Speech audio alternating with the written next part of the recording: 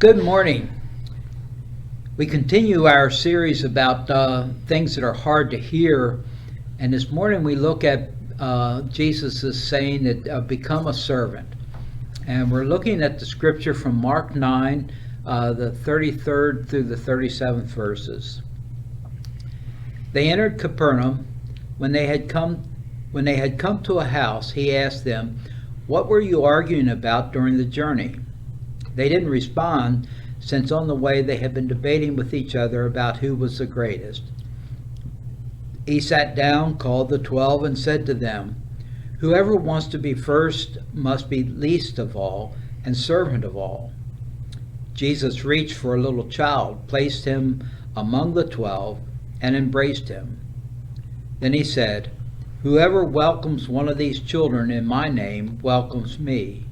Whoever welcomes me isn't actually welcoming me, but rather the one who sent me." A couple things about this scripture. It says that Jesus sat down to teach them.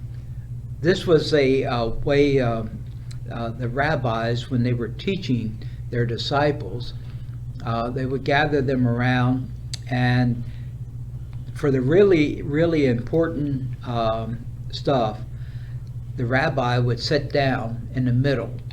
And by sitting down, he's giving notice to the disciples, okay, what I'm about to say is really, really important for you all to pay attention to. So symbolically, if you don't look at the culture, you would miss that just the act of sitting is conveying something significant to the disciples.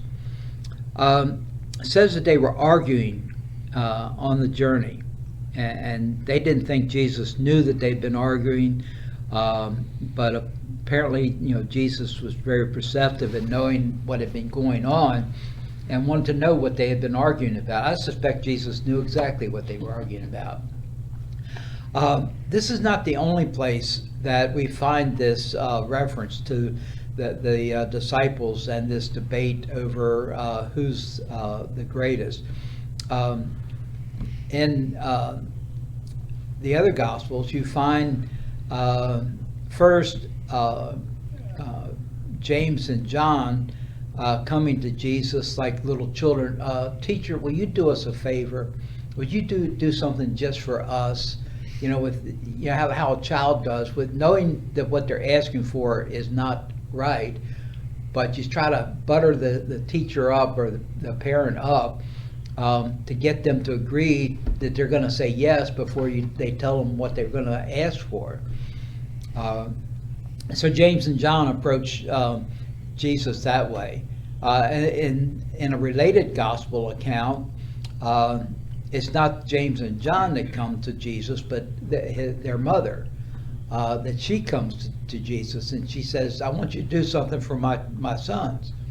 I want you to make them, in the pecking order. I want them to be up there, one on this side of you, the other one on the other side of you." Because the people who were seated closest to the master, the teacher, held the most important positions. And so she wanted these two, the highest positions that could be held, to be there for her sons. And I've often, this is one of those things that I've often wondered about. These boys are called the Sons of Thunder. Now, are they called the Sons of Thunder because of their actions? Were they kind of hot-headed young men, prone to flying off the handle? Or was that their father who was that way? Really don't know, and it doesn't really make any difference in Scripture, but that's just something that my mind thinks about all the time. From the time when their mother asked for their spot, could be her. That's true. I hadn't thought about that, but that is entirely true, that she could be the one. So Jesus goes on to tell them that they shouldn't be arguing about that. They should instead be thinking about how do they become the first in the kingdom? How do they get to the position that they're arguing about well, what is it that you can do that would put you in that position? And the answer he gives them is not one that they're going to like, because he tells them that it's not an honor bestowed upon you, it's an honor that you earn. And the way that you earn it is by being a servant. And then to drive home his point, he reaches out and takes a little child. Doesn't say how old the child was, but it really doesn't make any difference, because in this society, in this culture, there was a definite pecking order. And as you know, the men were at the top of the culture. Women were considered property of men, and then below the women were the actual slaves, that property that was owned by the family. And then there were those who were less affluent than you were, so then they come in there someplace. But however you stack it up, when you get all the way down to the bottom, that's the children. That's where the children were in society. And so Jesus, by taking this child and bringing this child into the circle in front of the disciples, he's telling them that you need to be like this child.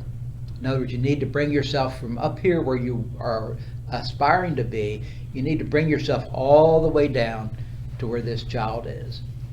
And then begin to serve those around you from that position rather than from this position up here.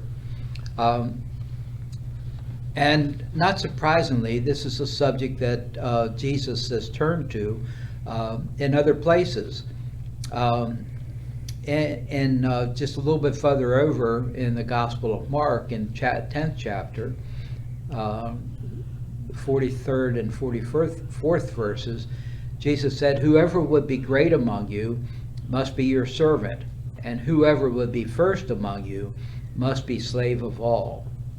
In Luke, the 22nd chapter, the 26th verse, Jesus said, "Let the greatest among you become as the youngest, and the leader as one who serves." And then in Matthew 23:11, "The greatest among you shall be your servant." I mentioned several weeks ago about a former member of our congregation, a retired pastor, Albert Gingrich, who had come to live here in this community. And when I think of somebody who placed themselves as a servant and lived their life as a servant, Albert is one of those people that come to my mind. It's just the way he and his wife Connie lived, and the way that he went about his life. And this image of the child, one of the images that I have of Albert is we had, for a while, period of time, we had church gatherings, picnics. I think they were out at the Holy Lands at the Ark. And one of the images I have is of Albert showing up with some homemade bubble solution, and out there with the children trying to make these giant bubbles with a hula hoop that he had brought with him. And coat hangers. And coat hangers, yeah. In Albert's ministry, he was one of the first white pastors to serve a black African American congregation, in which he was very fondly remembered by that congregation and accepted in the way that he served them. Who are some of the people that come to your mind who have lived this life of service as servant that you can think of?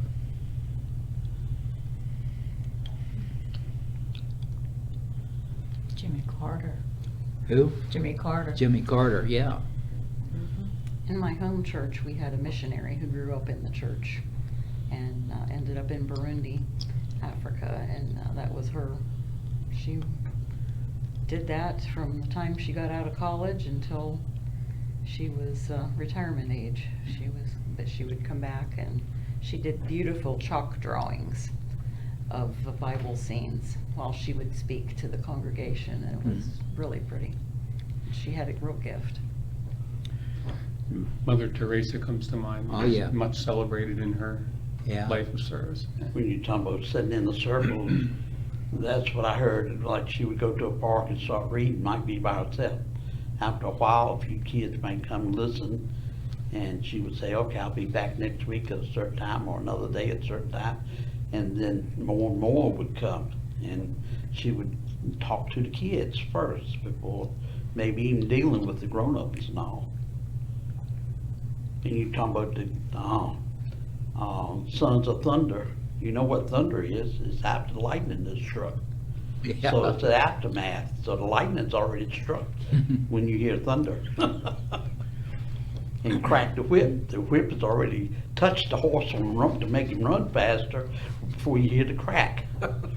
Yeah, another person from our congregation that came to my mind was Harry Candom.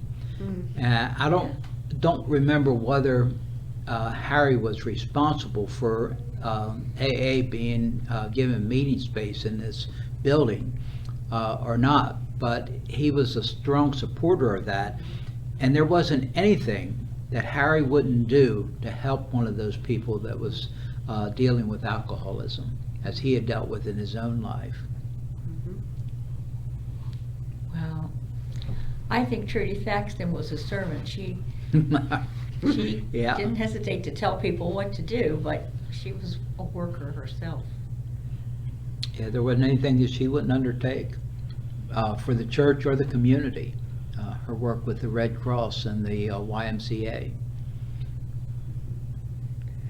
Today, I think Milda Sheeler is one of the biggest servants in our church, one of the most gracious, truly dedicated to our church.